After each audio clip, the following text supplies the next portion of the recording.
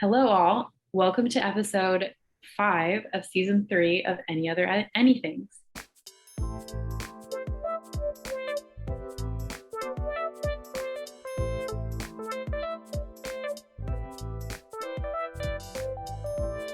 I'm Haley, and I'll be the host for this episode. I'm the costume designer for some of the productions last season and this season. Today I'm here with Chasity, and welcome, Chasity. Hi.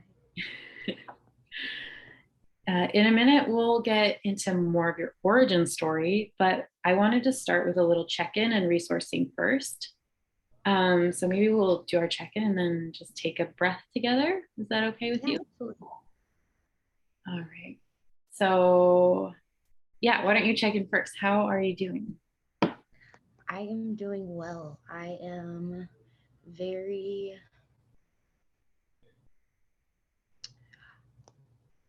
reflective, I would say. Like, I'm reflective about a lot of the things that are like going on in my life and then in my day to day. I'm relatively busy, so I think that like staying busy and keeping busy has a lot to do with it. And then like being a mom and then all of the things that go into, life. Like, it's kind of crazy. I don't know.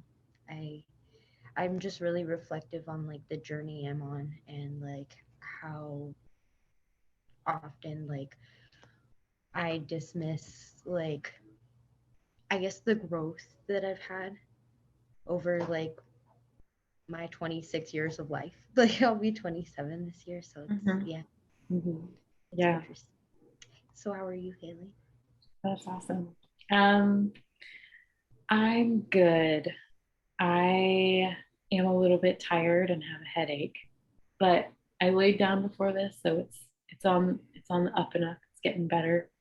I'm actually really excited to be interviewing you because I feel like I haven't gotten to talk to you much, and I remember when I met you last year, I was really interested about your story and where you came from and where your movement came from and all of that. And so yeah, I'm excited that I get to be the one to interview you. That was serendipitous. I'm excited you're interviewing me.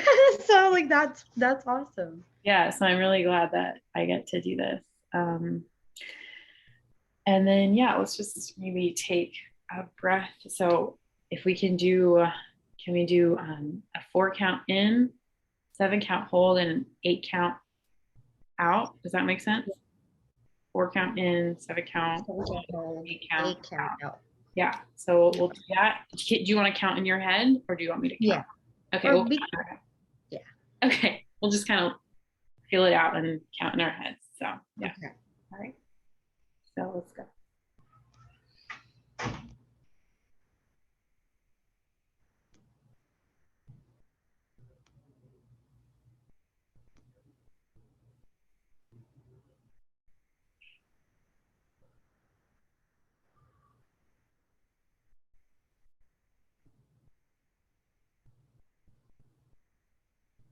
Ooh, yes. Okay, The that felt good.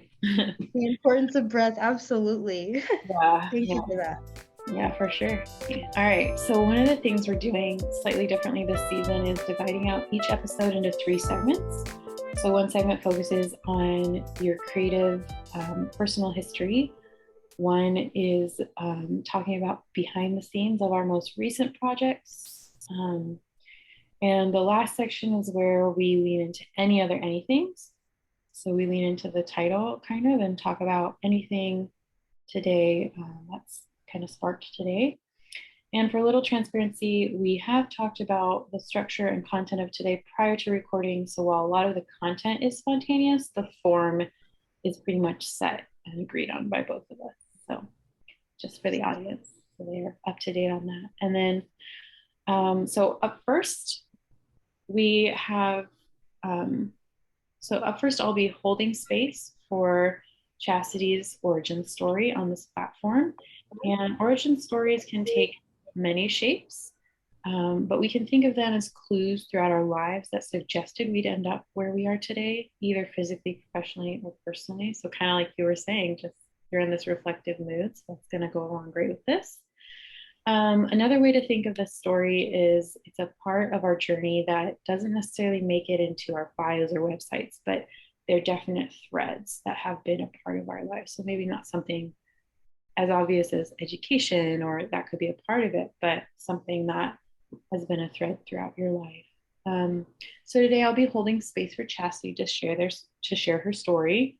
As a formal exercise, this is often done with the challenge to the listener to hold space for the speaker without interjecting, with minimal nonverbal communication and no vocal responses until the storyteller or Chastity feels complete in her story. So I'm going to be quiet for a minute, and Chastity, when you're ready, go ahead and share your origin story with us. Okay. So to get started on that, I started in pageants. I am an identical twin. So me and her used to do pageants when we were babies, and that's like how my creativity was kind of sparked or started. My twin and I like would sing on stages, and that was our pageant talent. Before that, it was just like dressing us in little outfits and kind of like parading us across the stage. And I have like lots of pictures, but like we were ambassadors, and I think like sometimes like looking back at like those pictures or thinking back about those memories are just like very grounding or like very foundational for like who I am today. So like I think for that, like um I grew up in a very like complicated, I guess, like situation. Um yeah, like as far as like origin story goes, like I'll just lay it out. Like my mom, when I was like before me and my sister were born, she had a psychic that she would go like see. And like it was always kind of like intriguing to me because like I'd had the reason she was seeing the psychic was because like I'd had a brother that passed away, and then I'd had a grandfather who had passed away as well. So she kind of like wanted answers, and she kind of like was dealing with like the grief of like them passing on. And I think that when she went and did this and like made this agreement with this woman, the woman was like, I can't have children, so you have children for me, and me and my twin are those kids. So like it's a very we were raised by this woman, and like a lot had happened to us like traumatically. Like I don't really talk about it a lot, but I'm like, this is a safe space. um I so I suffered from PTSD because I like endured ritualistic trauma as a kid, and so did my twin. And so like it's something that when we had lived with this woman, it was a lot of like yeah, it was like pageantry and it was all of these things, but like it was a lot of like to cover up what was going on actually, you know. And I found out later on when I was in foster care that, like that woman's not my mom. So like I'd found out like, okay, well, who's my real mom? And it was the woman who was carrying us as a surrogate. So I mean, it was a lot of confusion and a lot of like hurt and a lot of not, I guess, like understanding. And like being a mom now, like I'm going through my own things. Like I'm recently divorced and like it's custody and stuff like that. So there's a lot of, I guess, like emotions and like feelings that come up. And like when I create or I move, it's like truly therapeutic. Like I can move through that and I can like move the things and shift the things around me. Um, I don't know. Art's been like, I mean, like for me, like it helps me be vulnerable and it helps me be raw because you never truly know like what someone's going through and like what your words can do to impact them positively. So yeah, that's like where I'm like with things, and that's a little bit about like where I come from. Um, so as far as like branching off to like segue back to like artistically origin story, after pageantry, like after I was in foster care, my biological mom had like physical custody of us, so she placed us in cheerleading and like different things, so we got to like travel, and like I got to get on the plane for a first time and go to Disney World, and it was like an amazing experience, you know. And so I started to like always have like a competitive mindset because I have a twin. So it was like okay, I'm competing against people, but I really realized as I got older, I'm not competing against anyone but myself, you know, like previous versions of myself, and like allowing myself to grow and move forward. And like, I think that like competition can be healthy, but I feel like when you start to like venture off into like different areas of like, I don't know, like there's a toxicity that I guess comes with it, because you're constantly comparing yourself to like other people and like what they do, and not acknowledging like the uniqueness of like yourself. And it's like, if I was like giving like this wisdom to my daughter, it's like, I want you to like hone in on like, you know, the uniqueness of who you are, what makes you different from other people, and like what is your gift, like how do you give it, you know. And for me, like that's always been performance, that's always been dance. Sorry, I'm like crying. Hey, I'm like full on having a letting it out. um yeah, it's definitely something that through performance I am allowed to be anything and everything that like I embody, everything and anything like I can empower. And so like when that beat starts, or like even like if it's like dancing to like no music, like dancing to like spoken word, or like, you know, Broadway where it's all three, like it's singing, dancing, it's acting.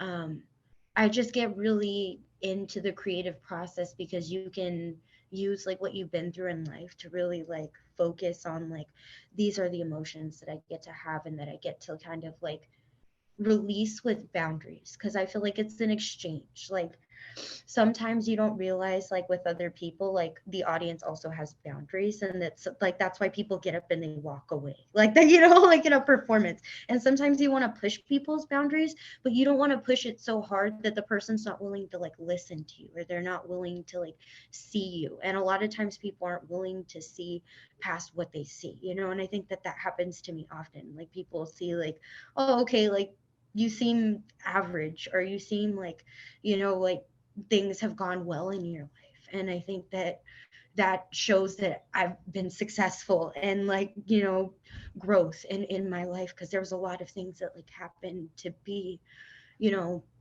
more of a challenge than I expected it to be. And then like with those challenges, like you learn that like you're othered from people. Like I think that like this whole like tying things back to like the work that we've done, like I really understand how like I have othered myself from people, and how people have othered me, and how I've othered people. So yeah. thanks for sharing that. That was really cool. Um, yeah, so now we're moving into the curiosity section of our interview. So I would like to get into the creative process and behind the scenes of the most recent projects you've been working on with GPC. So with almost any creative pursuits in the final product, project performance is sharing just a tiny part of the work with audiences. So what that means is a lot of the time and energy that goes into it happens well before audiences are aware of a project. Um, so we want to take some space to share more about your creative process as an individual within the company. So for example, you could tell me more about your creative process and within your role, how you come up with with your creativity, and then I have a few more questions, but if that sparks something for you, go ahead and share. Yeah. Okay, cool. So as far as creative process with projects that I've been working on with GBC, I worked on the digital process of understanding otherness. I feel like that has been a very um, it's been interesting to see all the moving parts that have come along with like creating digitally, and like all the ways that you can like utilize the spaces that you're in, utilize the people that, you know, like we're feeding off of each other's ideas. So I think that like the more that we take things in one direction, the more it seems to kind of like um, bring on other ideas. So like other ideas kind of bubbling off of each other. Um, Kind of like when you see like a bubble that has multiple bubbles on it, like that's how I think of it, like in terms of like creating, like there's all of these like ways of going about it and perspectives. So in terms of what I did with my portion of like the videos and the footage that I took was like, okay, how can this scenery be interesting for like what they have? How are these colors and textures and things around me in my environment adding to like what is different, and like also adding and like juxtaposing at the same time, because it's like also like even the location differences of all the places that we kind of mesh together. And the editing was very like the opacity on it, like you can see different layers of things, and I think that that's just another layer of like understanding the work that we do together and like how it shapes itself. Mm-hmm. And just having a role in that is important, because it's like you understand that like if one of us wins, we all win, you know, and if one of us loses, we all lose. Like it's a team effort, and that we need to do, you know, what is given within the role to like be able to help it flourish and help the idea kind of be executed and come together. And that for me is very like, it gives me anxiety sometimes because I'm not responsible for like other people's like role, but I'm responsible for my role and have to be accountable when I drop the ball, you know. And that like for me is like what I love about like the art and the things that we do. Like, you know, when you drop the ball, there is support to help you pick it up, you know, like there is um those opportunities to like be able to like help each other where maybe there's like obstacles, or maybe there's, you know, sometimes even like a blockage in thinking, like saying like, okay, well, I don't really know what I'm going to do. I don't know like how I'm going to go about like making sure that like the footage I take is going to go well with everything else that everyone else, you know, Mm-hmm. brings to the table as well. And also honoring what others bring to the table as much as they honor, like even if they don't, you don't feel like they honor what you bring to the table, or they might be silent about it, like there is something that when it's all put together, like at the end of the day, like it is a team effort, you know, like there may not be like the outright acknowledgement of like, hey, that was a good job individually, but like it's a like, hey, like this video is great, or the comments that like come along with that, like that is a personalized thing because everyone has a piece of the puzzle. So that's what I loved about working on the digital side of this. The first time I did that was during the pandemic, and that for me was like, okay, like is this like dance for film, is this like art for film, like what direction does this go? And I think that with Gray Box Collective, it goes many directions, and I love that, you know. And it's also like there's many statements that I think are made in the things that we do that are intentional, and like the themes, and like especially like with the idea of understanding otherness, like we're all in different locations, we're all doing different things, we all bring our, you know, own unique thing to the table, but to like analyze it in terms of like how others perceive that, like to watch the full thing be put together really like helps that be the onion peeled back, like you understand all the layers that go into like the editing process and the footage, and you know, even the sound and like the textures around the sound too. um so yeah. So I can't help but like, I sounded silly. I can't help. I can't. I can't help but like noticing a connection kind of between something in your origin story and something that you just said about your work now. And I remember you saying something about the competitiveness and how you kind of maybe with art withdrew from that eventually because it felt inauthentic and it felt like you were kind of ignoring what was like individual and good about you as a person. versus I feel like when you were talking about your work on your online work with GBC, you were bringing out this aspect of teamwork, um, and that you didn't have control over others and you only had control over what you can do within this framework, of teamwork and of making a dance video online. Um, and I just wanted to point out that that's interesting to me to see that development from maybe what you learned that you didn't enjoy about that kind of competitive atmosphere, and what you're kind of learning about yourself within this more freeing structure that's also supportive. Like it's not like, okay, you go over there and figure out how to do like a quadruple pirouette, and when you can do it, you can come back and join the rest. It's not that kind of thing. It's more of like, hey, you go figure out your own stuff, whatever that might be, and we're going to accept it and we're going to take it and we're going to kind of put it with all this other stuff, and it's somehow going to work. And I think there's something beautiful about that, about the way that you described that versus, your struggle with the competitive atmosphere. And I think I just wanted to point that out, that I think that's cool to see that progression, I guess, through your life. But I think that's cool.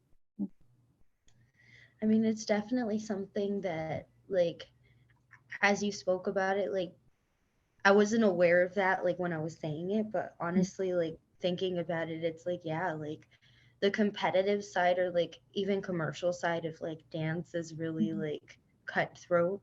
Whereas, like, when you're creating from, like, the heart and creating with, like, it's like they talk about, like, teamwork and showmanship and all these things, but, like, those things are really, like, um, almost absent in those spaces. Even like it's more of a, like, you know each girl kind of, um I think, has, or like each person on the team has, like, their,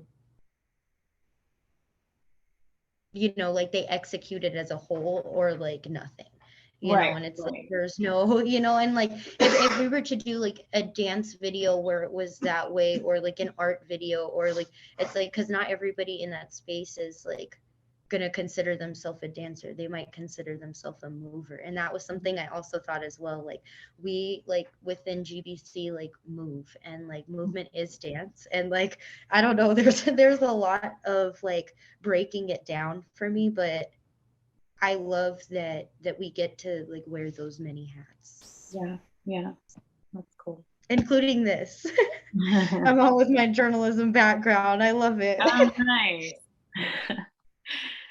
Yeah, cool. Well, that was a fun, I think, observation that we made. And if you're all right now, we're going to move into the final segment of our episode. So we're going to open it up for any other anything. So leaning into that title. So that title actually came from a phrase used in our rehearsals that was essentially a last call for topics to be brought up before we closed out rehearsal. We're using it in a similar way here to just kind of let anything kind of come up and spark that you feel like you want to say as like a final word before we uh, end it. So yeah, anything else coming up? I can also ask questions if that would help. Yeah, like, as far as any other anything, so I was like, there's lots of things. Yeah. In the time frames that we have. um I mean, as far as like the work that I've done within Gray Box, I've definitely grown and have seen the growth from, my first projects, and the things that, like, even, you know just kind of seeing it come to fruition, and like seeing like work before I'd ever, joined. Like, it was definitely intriguing to me, and like the idea of like doing what we do, like, and being able to like get paid to do it is amazing, because a lot of the time it's like, oh, okay, well, this is for experience and this is to like, but to be able to have a platform to like share that and to monetize and to be able to like have like almost like it feels communal, Mm. and it definitely does feel um, like we work as a collective in all components. Mhm. So like yeah, that's my any other anything. Unless you have questions, then there's more. Yeah, no, I think that was good. I think it's, yeah, it's great. Um, just take a minute to make sure I have asked all my questions. um, no, I think that's good. So I'll go ahead and say thank you for sharing with me and being vulnerable and open. And yeah, I know that there are others out there who need to hear that. And um, so I'm glad that you're at a place right now where you feel like you can share that, and also that you're acknowledging your continued growth. And I just thought that was, yeah, really cool to hear. Thank you. I really appreciate Yeah, yeah, totally. it.